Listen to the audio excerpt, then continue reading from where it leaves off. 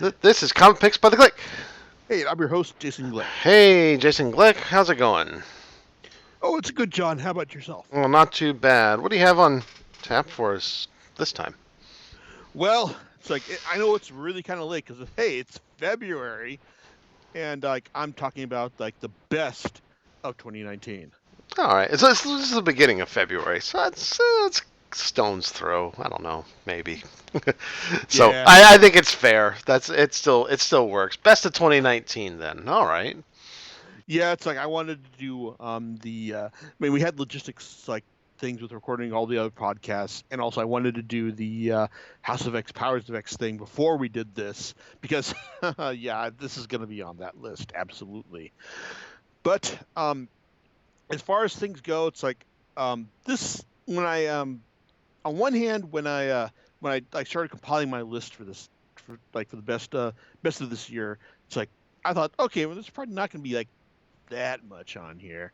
And then when I like started going through like what I've written, what I've read, and I realized, oh wow, there's uh like more than I expected. In fact, like the honorable mentions is going to be somewhat long this year because on one hand there's like good stuff that just wasn't quite like on the level of like what I wanted for like the best of list. Like so there's like Weatherman from Jody LaHoop and Nathan Fox. There's The Dreaming from Simon Spurrier. In fact, Spurrier got two like series on this honorable mentions list. The Dreaming, like his the first one was The Dreaming, like his take on the like on the Sandman universe, like or like the supporting cast of the Sandman, like was great. It's like I'm looking forward to reading more, but at the same time though, it's like, he was also kind of like just kind of using it to tell like a story like of the now more than just like something timeless and all. It's like it was good, but it's like but but at the same time, though, it's like I just couldn't like put it on the same level as everything else. Same goes with Coda, his it's like his inspired wild fantasy series with Matthias Bergara. Oh, and also like Dreaming was done with Bill Key Everly, which was a fantastic artist. Same with Bergara. It's like there's like Spurrier had some like great collaborators on these series, and they told some good stories. Just probably more, I guess, more conventional and like they kind of follow the expected like arcs for these series more than anything like like surprising. But as far as like other honorable mentions, we've got like The Walking Dead, which came to a good ending. Not probably like not really transcended, but definitely something that definitely was worthy of the pre like of all the previous ones that it came before. It's like in the series, Shield by Jonathan Hickman and Dustin Weaver, which paid off a years long wait for the conclusion of a series of a 12 issue series that they were doing. And Cemetery Beach was a fantastic action series from Warren Ellis and it's like and Jason Howard. And if anything else, this is probably like the number 11 um like title on this list because like it was a great pure action series, but there's also another series that combined that action with a surprising amount of character that basically like, got it onto my list in the end. Oh, and also Berserk Volume 40, which oh god, it's like Berserk is kind of like it's my Game of Thrones. It's like when people like bitch about it's like George R. R. Martin isn't like working on the novels and all. It's like fuck you whiners. It's like if you want a series to whine about how this like how its creator like isn't like putting 100% into its series production right now, then hey, go to Berserk and how it's like with Volume 40, Kitaro Miura showed us what had happened. Like, gives a major milestone for the series. In fact, after 20 years, he finally gave Casca back her mind, but he did it in a way that showed there were consequences and repercussions for that. And it's like, and it's like, and it was done in a way that made perfect sense for what had what had gone before. And like this is great, and I'm so thoroughly frustrated by the fact that it's probably not going to be until 2021 that we find out what these consequences were, because like Miura just for whatever reason, it's like isn't like I'm full bore into the series at this point.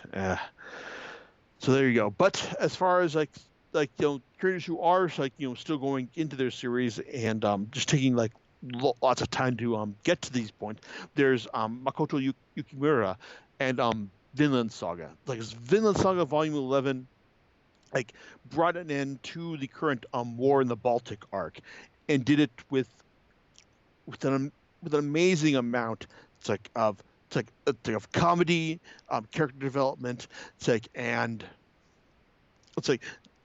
pathos as well. It's like just showing us just what how the main cast was adapting to the it's like to the changes in the series. It's like it's like and how it's like other minor characters we're dealing with the core series themes of like hey, there was no reason for anyone to have any enemies, but at the same time though it's like they're living in a world that prizes um conflict and war above all else. So there is like good stuff like in this, but when it comes to like delivering enough substance to like keep your audience contented for like for years. It's like for the years that will pass until until the next volume is delivered. Then well, there's one other series that I think is going to like satisfy that. So there you go. But that's the honorable mentions list. As far as the actual top 10, here we go. Number 10 is Murder Falcon by Daniel Warren Johnson. Now, prior to this, Daniel Warren Johnson delivered a series called Extremity, which impressed a theme which maybe a lot of you may have been familiar with, that the idea that war is bad. And it's like that was that kind of it's like and that was his approach to that was just kind of like okay, yeah, I know this, but what else you got here?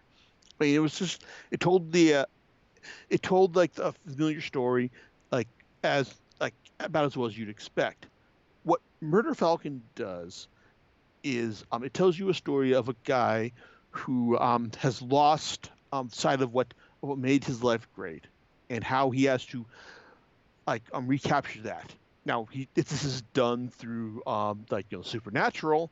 This is that he has to he is visited by a falcon from the realm of the heavy, which is powered by the magic of heavy metal, and it's like and he's got and it's like and this guy Jake has got to get back onto what made his metal great in order to in order to in order to make this make this world and make this world great again, and also it's fight off what these people who these entities led by this monster known as Magnum Chaos to to save this world from being overtaken by sadness and depression. It's like an evil. It's like and even if the series falls into like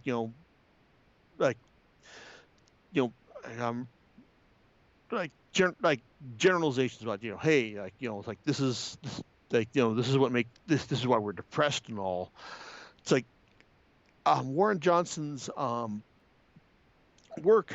It's like his art is downright incredible in the series. It's like even if he's just making just generalizations about how can we fight against these great these concepts these concepts such as depression that ruin our lives.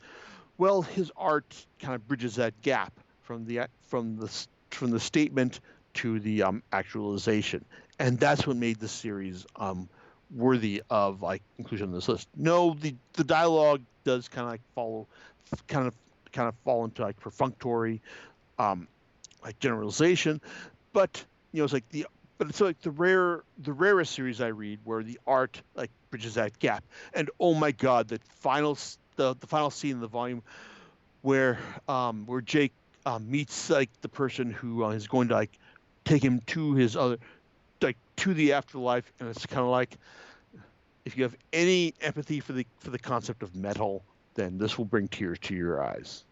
There you go. So something that will also bring tears to your eyes is number 9, Mr. Miracle by Tom King and Mitch Gerards. King has kind of established himself as kind of the it's like the what am I saying?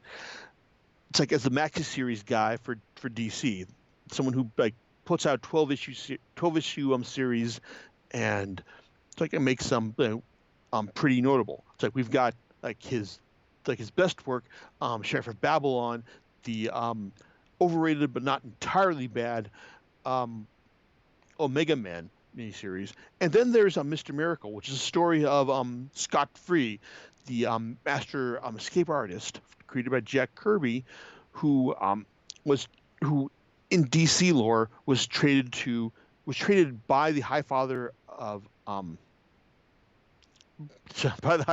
New Gods to of New Genesis to Dark Side of of Apocalypse to basically it's like as a treaty, as a measure of peace between the two worlds, and it's basically a story of nature over nurture. So, and the idea is that well, would Scott Free it's be wind up being a decent person, even if he was like born of New Genesis but raised by Apocalypse? Well, the idea is yes, but the thing is, but King asks a deeper question in the sense that okay, the answer is yes, but what kind of mental damage would be left to Scott Free after that? And what got me with Mr. Miracle was that it started off with being like being like just really depressing like superhero stuff in the sense that oh no, Mr. Miracle's life is just so depressing that he wanted to kill himself, and now he's got to fight a war and all, and that was kind of that really didn't work with me at first. But then as the series went on, there's a there's a moment that happened when Scott Free finds out that his wife Big Barda, well, she's pregnant and they're going to have a kid, and now he's got to deal with being a father. He's got to deal with being a father while being a superhero. He's got to deal with being a father while being a superhero while leading a war against intergalactic like empires, and that was something that really kind of got me. It's like in the end, it's like especially when in the end when King basically kind of like shows you what his real end is at all. So yeah. So Mr. Miracle is probably my favorite Tom King maxi series at this point. But we'll see how things go with his Strange Adventures and Batman and Catwoman maxi series as well. And so we come to number 8, which takes a sharp turn to I Am a Hero. And this is a series that has been asking, hey, here's a series about a manga creator who just he was just not been like the hero type character at all. But like we're trying to find out just what does he have to offer when the world goes to crap. It's like when the zombie apocalypse happens, and this guy, it's like Hideo, it's like just has to step up and all. Well, it's like he he really doesn't have a whole lot to offer here. But what makes the series great, it's like in the end, is that it doesn't. Is that in the end doesn't like say that hey, it's like he has to have been this like this great person. No, it's like in the end, it's like it just asks that hey, like he had to have survived, he has to have survived, and just like like just like stayed by his own. It's like his own. It's like his own like personal standards. It's like when you get to the it's like when the series, I guess it was final volume, and you see that okay, it's like he recognizes that it's like the that the guys who are like actually capable of being a hero, it's like are on the opposite helipad, and they're recognizing his, and they acknowledge, and one of them has to be a fan of his manga, who realizes that okay, well it's like he's like I it's like I can live with this. So it's kind of so it it's just kind of interesting in how his like his inherent selfishness. It's like kind of like winds up saving the world, and then the final chapters of the volume just basically show him just like living by his own like crazed standards as a sole survivor. So it's like that was interesting. It was different. It's like and I definitely appreciated that. Same goes for my number 7 pick, which was volume 11 of Empowered. Now, this is a series that this volume was supposed to come out, say, last year, but I'm not going to hold that against creator Adam Warren it because um, it's its main character like Alyssa. It's like volume volume 10 like ended with like her getting word that the real like big bad of like it's like of the series like one of the it's like the psychically powered it's like brother of it's like of support of deceased supporting hero Mindfuck had it's like had basically gotten loose from their it's like from from maximum security superhero prison. Well, it's like and he's going to do his whole it's like hey like you're it's like I'm the hero. It's like and I'm going to put my favorite heroine through like the trial by fire. It's like and this was a really gripping. It's like it's like all it's like gripping immersive like terrible run because it's like it's just basically like put like basically gave our heroine it's like the word like her worst showed her our worst fears in the sense that it's like everyone even her friends were against her. It's like and what is she going to do in order to combat that? Well, it's like in the end it's like she it's like her main approach was to capitulate, but the but the it's like the what am I trying to say here?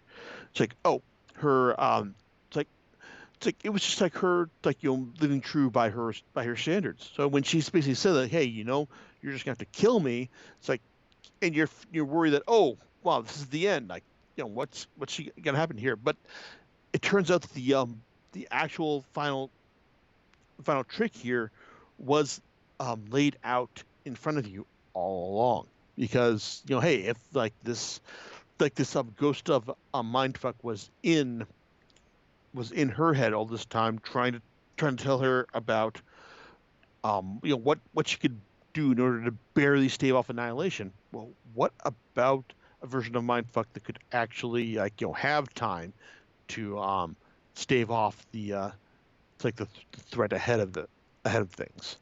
So that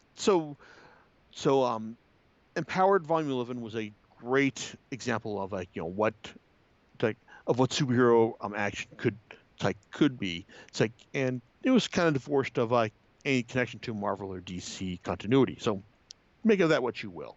So there you go. Number 6 though is Outer Darkness, both volumes, because this is like the strongest Image launch I read this year, and it's a story of the concept is the high concept of the series breaks down to like kind of like Star Trek by way of Ghostbusters. It's like you've got like a universe that is like so full of like crazy scary stuff, but it's like but it's also but at the same time though it's like it's got it's like the these like all the scary stuff can only be managed by people who are really meant to be like real bastards as well. So so you got like the captain of the Charon, it's like who is like a terrible like self-centered asshole of a person, but at the same time like his assholishness is what it takes in order to like get these people like across it's like get them to survive the trials at hand. So that's something I kind of liked. It's like it's like more often than not, we always get to these stories where it's like, hey, we've got to like like like address like so succumb to like our bitter natures or anything else. But Outer Darkness, it's like these 2 volumes basically suggested that hey, it's like, maybe it's like we don't have to do that. Maybe it's like we like selfishness can work. It's like in the end, and and even and even then, it's like it's like it's not entirely it. Like it makes a nice diversion from the kind of stories that been getting up to this point. That's why I liked Outer Darkness. It's like it may have been like nasty and cynical, but at the same time like we it's like we kind of like need these kind of stories as well, just if only to balance off the positiveness of other of our better natured stories as well. So there you go. And it's like now we're coming to the top 5. Well, here we have with Powers of House of X and Powers of X. So yeah, as I mentioned in the podcast from 2 weeks back, this is as confident a mission statement as you could expect from from Marvel in this day and age. It's like the whatever capital that Jonathan Hickman had acquired while working at Marvel that basically allowed him to basically them to go to him and say, hey, you know what, we need you to relaunch X-Men, and Hickman said basically, hey, okay, here's what I'm gonna do, and you're gonna say yes, and that's basically what we got here. So this is so so with House of X and Powers of X, this is a story that basically not only retcons substantial parts of X-Men history, but also sets out a dramatically different status quo for the current status of X-Men titles as well. It's like, and you know what? It's like I am all for that because this is all coming from Hickman. Because all these ideas like are being not necessarily micromanaged by one guy, but just coming from one person, and just basically like suggesting like, hey, you know what? There's one guy on board who is just telling us about a plan for the series, and that's what gets me about this. So even if even if the series is just going to be one long walk back to the status quo, which I know I said this a lot in the podcast, but it's also something that's been planned. It's like something that's been planned and something that's going to have numerous surprises along the way. So yes, I am. So yeah, I really enjoyed this like the Maxi series, and it's like I'm very much looking forward to seeing where X-Men goes from here. Expect a podcast about that in a couple of months as well, because I got plans for that. So that said, next up is something that couldn't be any more different from talking about X-Men, and that is the Bad Weekend graphic novella from Ed Brubaker and Sean Phillips. This is set in the criminal um, like a universe. And since that's about one of its creators, like the Franz Kafka artist Jacob, who has to like like look over one of his mentors like while he's at a Comic-Con convention. It's like in the mid '90s. But the thing is, like his mentor, well, he's got plans for what he wants to accomplish during this convention, and he's going to drag Jacob. It's like through some very bad places in order to find out just what he's missing. So I think that the series, I mean, the series is like a very much an acid Valentine it's like two comics fans because it's like because Criminal has always been a series like that's focused about the characters who are like work plying their trade, like plying their vices in comics. It's like no, not comics. It's like in it's like in the margins of society's morals. Um, Bad Weekend just kind of like it's the kind of series I think that Martin Scorsese would definitely be welcome to direct because based it's not only based on his like statements about you know comic books is like comic movies as theme rides, but just like like putting this series first as a putting this specific graphic novel first is like showing us like how like how its creators and publishers like have been like enabling like criminal activity. It's like or criminal activity, not just criminal activity, but just criminal behavior. It's like from the start of the like from the genre's inception. It's like I think that this would be like a nice like rebuttal to what not just rebuttal, but just like accessory to what he said. Just showing it. Hey, you know what? All your feelings about like superhero comics and like how they're created. Well, here's how they are. Like here's what like here is the kind of mindset and criminal behavior that goes into maintaining these franchises like for decades at the very least. It's like and it's like yeah, it's cynical, it's mean, but it's definitely true to life, and it hits right at home.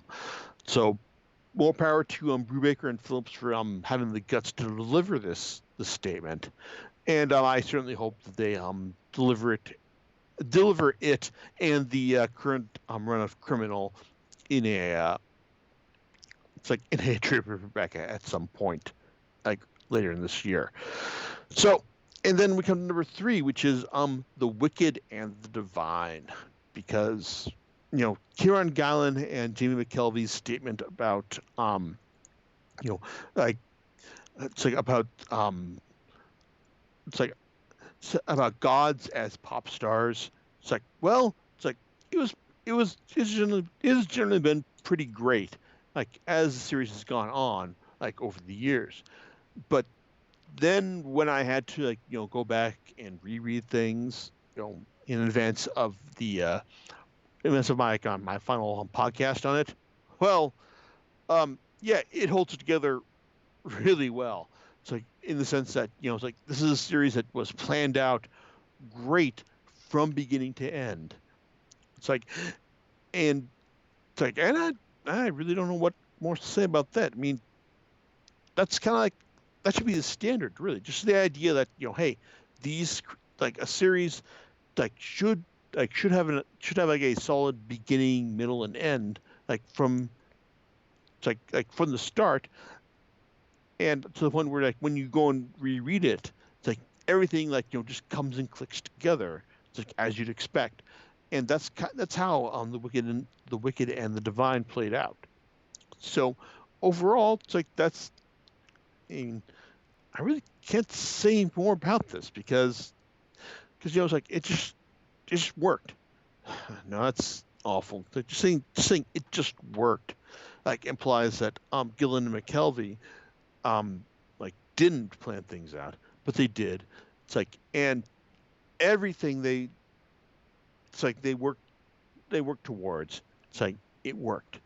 It's like just when I was rereading everything, and like I was able to just like pick up on stuff they had been setting up from volume one, like all the way to the end. It's like it's like that's just kind of what I hope that every series would have its plan we planned out as well. So, and in fact, it's like when I say that, like I hope every series plans out this as well. It's like, well, it's like, it's like I guess you could say that, hey, it's like the final volumes of what I'm talking about for like the best of the year. Well, like they should like plan out as the same way as well. But you know what? Here's the thing, because when it comes to like the stuff that defines like my number one and two picks, like it's kind of all about waiting. And you think that, hey, if you're gonna have to wait for a series, it's like, hey, it's like a volume has to be, this good. And it's like with something like say Berserk or Vinland Saga, and like a lot of manga I read, like kind of falls into this category. But it's like you look at this and you think that, man, it's like it's like it it's not going to work that well. I mean, with Berserk, like the volumes get slimmer, and even if, like the statements get bigger with Berserk, as in Berserk's case, like we're still gonna have to wait like at least 2 years as well. But with Vinland Saga, I mean, it had its own it had like the conclusion of like the war in the Baltic arc to bolster its case. But when it comes to like just saying that, hey, it's like you're gonna have to wait like 2 or more years in order to get to this volume.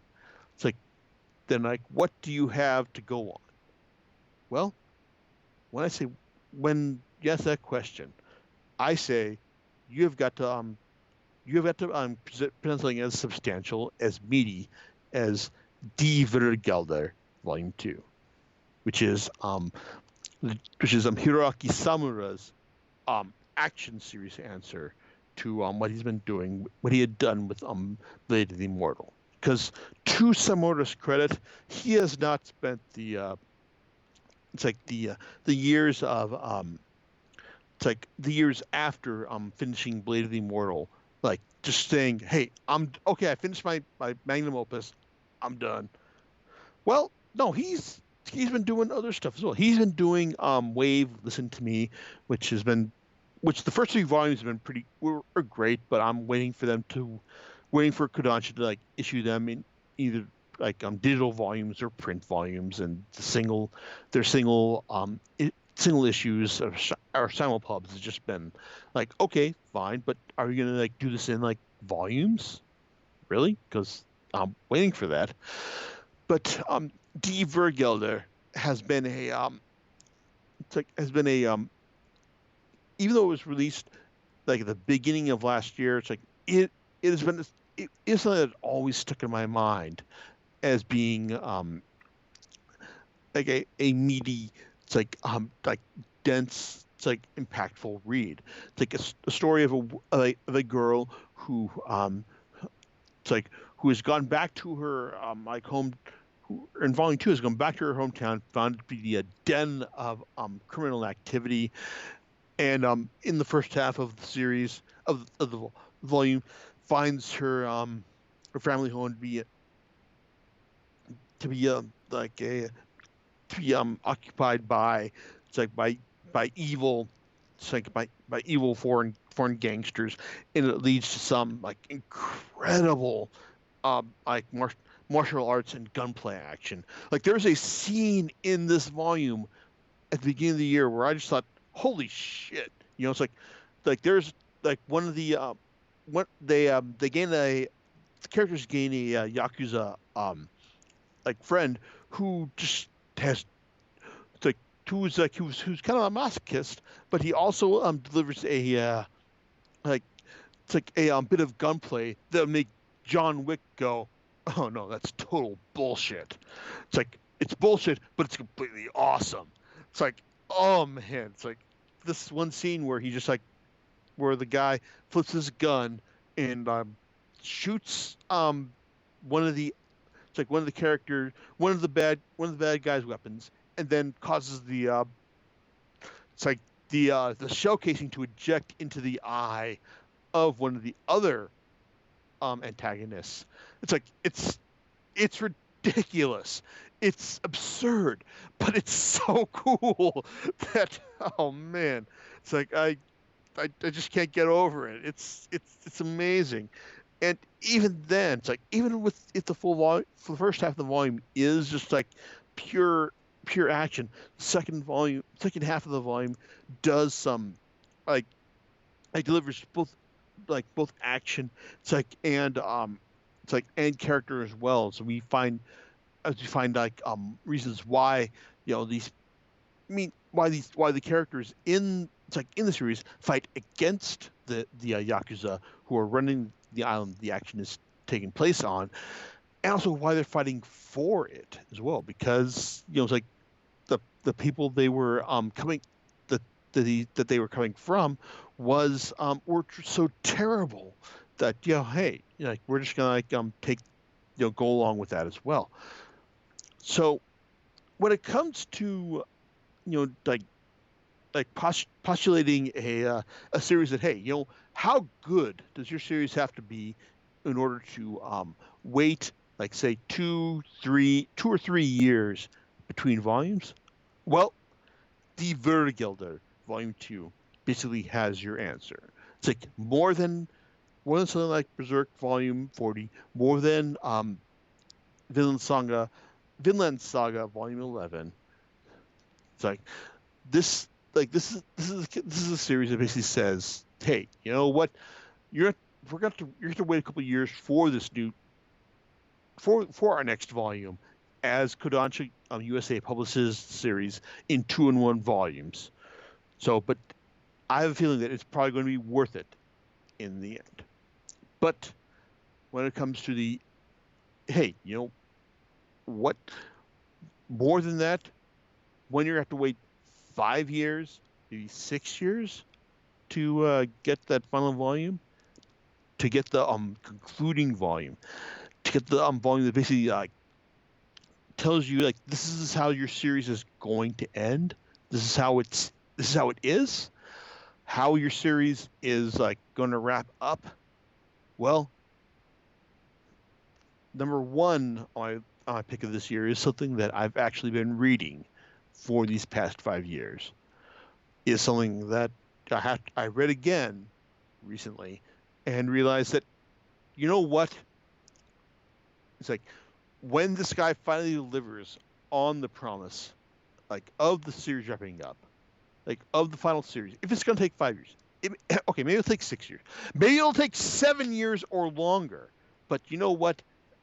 When this series wraps up, it's going to be worth it.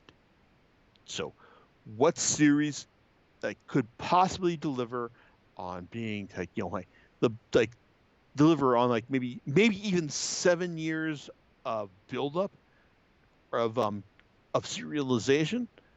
Well, it can only be one series. It is The Order of the Stick, Volume 6, Utterly Dwarfed. Rich Berlew has been working on this series for a good long ass time, and I've been talking about this series like for a while. Like I've even done a podcast when I got my copy of Volume 4, Don't Split the Party. It's like, and I even put his collection of Good Deeds Gone Unpublished on my best of list for last year. But then we also got volume volume 6 proper of the series this year, and and I'll admit this is kind of a sheet, something I've been reading in a serialized format, and so it's like I could say, hey, it's like I knew this was going to be great, but I knew this was going to be great as I was reading it, but then rereading it, it's like it holds up. It's like it holds up incredibly well because this is the story, especially the story of Durkon, the dwarf, the dwarven cleric who at the end of the previous volume had been his mind and soul had been superseded in his body by a vampire, by the by, by the by the Norse Lord of the Dead, Hel, and she was going to use him in order to advance her agenda, as we find out in this volume, which is basically wiping out this world. It's like in order to. It's like in order to. It's like in order. To, it's like because Hel realized that, hey, she got in a raw deal in this. It's like in this era. It's like, and she was going to like try and like leverage her defeat of all substance of all the dwarven souls who had died without honor in this world to it's like to like maintain power in the next world, because hey, it's like the snarl was gonna like defeat everyone, and so hey, we're just gonna take over this world and be done with it. So there's lots of stuff going on here, from Haley like defeating her golemized like nemesis, from it's like from Roy realizing that it's like that this vampirized version of Durkon wasn't the actual version of Durkon that he had been adventuring with all along, to what is probably like the best estimation of like the series appeal that was early on, when vampire version of Durkon is like is it's debating in Durkon, in regular Durkon's mind, about about how he's going to like try and find a way to like prove that that he is the real version of Durkon to the people in in the real world, and it all hinges on two words: Thor's nuts. Because it's all about him, because like him just like finding the right curse words about to like to it's to like say to his friends that would show him that, hey, he's still Durkon. And then in the end, when you find out that, hey, like what Durkon's plan is in order to overwhelm the vampire in his mind, or when Durkon like finally gets the score about what's going on, it's like in the world, and then when Thor, like Thor, it was basically like the dumb gym teacher version of of the the Norse god in this world. It's like, but he tells him like, hey, it's like we've got a plan. It's like there's actually a new power in this world that can actually like save everything. And then you realize that, oh my god, like Rich has been planning this thing from the very beginning. It's so incredible. It's like, and then then the end, when Durkon's mom, like after Durkon has been turned to stone, like tells one of the leading members, like, did you think that you could beat my son by following the rules? Oh, so great.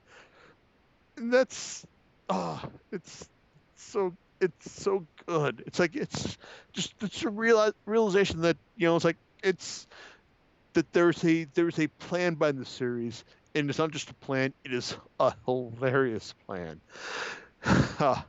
It is so good, and you're probably not going to hear me talk about this series for a while, because, well, I mean, like, the next installment of the Order of the Stick isn't planned until February, but Rich has basically said that there's going to be at least one prequel volume before the end, and then there's going to be the final volume. So, oh man, it's like, so yeah, it's like when it comes to like, I guess this year is being kind of defined by the waiting, in the sense that hey, what kind of series can deliver on like years between volumes, and when it comes to that question, The Order of the Stick by Rich Burlew, Volume 6, Utterly Dwarfed, delivers in spades. Like this, the series has been absolutely fantastic, and I can't wait to see what he's got planned for, like for the final volume, and not just the final volume, but just everything leading up to that, because it's gonna be a good long while before we get to that point, but I'm sure it's gonna be worth it. But you know, it's like so that's the best of the year, but the worst of the year. Well, I guess if you stuck around along this while, it's like, well, I guess what do I have to give to you? Well, there's stuff like Spider-Man Life Story, which had the great idea of telling Peter Parker's story if he'd been like living in real time since the '60s, but was kind of more or less an excuse to just like, hey, cram a bunch of like all the major like spider stories of a certain decade into into one story. Yeah, it's like it didn't work. It's like it was kind of disappointing. It had some great the first couple issues showed you how it probably could work, but the but as things went on, just basically like showed us like, hey, it's like, hey, you want to relive like the other, like want to relive Civil War, want to relive the Clone Saga? No, no, I didn't really. So there you go. Same goes with the BPRD, the Devil You Know, as this series has been to like wrap up the story that Mike Mignola have been telling like ever since the start of Hellboy, and it's like it it told you that at the beginning. It told you that, hey, it's like humanity was gonna end, and like it's like the like frog creatures were gonna like take over, and yeah, that was it. That was what happened, and it probably might have worked out better had original BPRD writer John Arcudi, who has a great sense of style. It's like and wit. Had he been doing had he co-written this series as opposed to Scott Alley, who has competency and not much else. So there you go. Oh, and then there's Star Wars: Journey to the Rise of Skywalker, Allegiance, which it's like I wrote at the end that, hey, like this series like should like line up exactly with the Rise of Skywalker, and you know what? It didn't. It's like it just kind of like underlines the it's like the lack of planning that had gone into like to this to the Star Wars saga that it's like it underlined the lack of planning that went into the Star Wars this this instance of the Skywalker saga that really kind of disappointed in the end. I mean, I'm not saying the movie was bad, but it was, but I guess I kind of expected more from it. But more thoughts on that in a couple of weeks. So there you go. And then there's also Hey Kids Comics, which is meant to be Howard Chaykin's Romana Clef about it's like about the comic industry from the 40s, 50s, 60s, the 90s, and the aughts, but just wound up being a giant mess and something that I just sold right back to Book Off when I realized that, oh God, it's like it's not good. It's like it's actually kind of terrible. It's self-indulgent. And if he told us who Stan Lee was meant to be, it's like everything else was just the way he arranged it was just kind of a mess. And there you go. But then you've also got Wandering Island, like you know, which is the next, this is like the second one in the series that I kind of liked about a girl who was trying to find it's like a mysterious island based on her father's like quest for it, and it's by Keiji Tsuruta, who is who Dark Horse has made an effort to hey, like we believe in this creator and we're going to promote him more than anything else. And while the first volume of Wandering Island got an Eisner nomination, and I can't argue that. Um, his subsequent volumes that Dark Horse released from him, such as Volume Wandering Island Volume 2, and then the 3 volumes of Emanon. It's they haven't really been substantial or interesting. It's like Volume 2 of Wandering Island was just, hey, like our main character made it to the island and then not much happens. So there you go. So that was that was really disappointing. In fact, Wandering Island Volume 2 is kind of like the anti D Vergelder, in the sense that, hey, if you're going to wait like years, and in the sense of like Wandering Island, it's going to be like 4 or 5 years for a new installment in the series, then yeah, it's like this volume 2 was not nearly in the same in the league that you needed. But when it comes to the worst of the year, well, I guess I got to give it to Black Hammer, and Jeff Lemire, because while initially this like Black Hammer started off as a as a musing like look at like Marvel and DC's approach to creating characters and events and world-ending crossovers. The problem is that the spin-offs, such as Doctor Sherlock, that's our Doc Frankenstein, um, sorry, the Doctor Star, or no, Sherlock Frankenstein, Doctor Star, and the Quantum Age were all like huge misses in my opinion. And then when you got to the end of Black Hammer, like the fourth volume, which is basically the like the Dark Age Volume 2, then you realize that, oh wow, it's like, so it's just kind of like we're just gonna pretend everything just reassembled as a like as a regular, it's like as a conventional superhero story. It's like, no, I don't think so. So I'll probably have more to say about this in a little bit, as far as like my my my reviews go. But this has been kind of a bad year for Jeff Lemire, in the sense that I kind of realize that, unless he's like delivering like some really inventive like art on his own terms, or if he's working with Andrea Sorrentino, it's like who is someone who's willing to meet him in terms of like like inventive layouts and character designs, then he's probably not as as worthwhile a creator as I originally thought. So that's really disappointing for me. But there you go. So yeah, so don't bother with Black Hammer. Don't bother with any of its spin-offs, but do bother with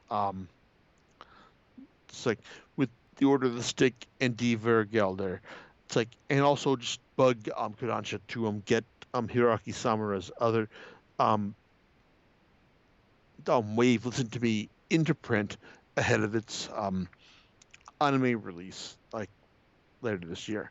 But as far as like things to look forward to this year, well, hey, it's like it's like more like more Hiroaki Samura, to be sure, and also yeah, fuck it. It's like this year is probably gonna be great. It's like, and I've got like lots of other stuff to talk about as well as things go on. And assuming that John is still awake at this point, it's like I've got plenty of stuff to talk about for like future podcasts as well. Because next time it's gonna be like Shuzo Ishimi's Happiness. After that, it's gonna be it's like Star Wars Dr. Aphra. It's like after that, well, gee, it's like it could be it. I got plans to keep going as well. In fact, John, we've got plans to bring in some old friends like as well, don't we? Oh yeah, certainly do. So even though we've already started this year. We look forward to recording all of these, and stay tuned. We've got a few extra things that'll be coming up on the next to be announced. I think it's going to be a YouTube thing. So we're going to have some really good commentaries and things like that where we talk about some movies, and some of the relationships between them and comic books. But then some of it's just, hey, we're just going to talk about it. So yeah, we got a lot of great stuff coming down the pipe. Yeah, it's like even though it's like we're waiting until February to get 2020 started, it's like we've got lots of plans. We've got agendas, don't we? Yeah, we do. Cool. All right. Well, that'll sign us off. And we'll catch you next time on Comic Picks by the Glade. All right, later, everyone. Bye.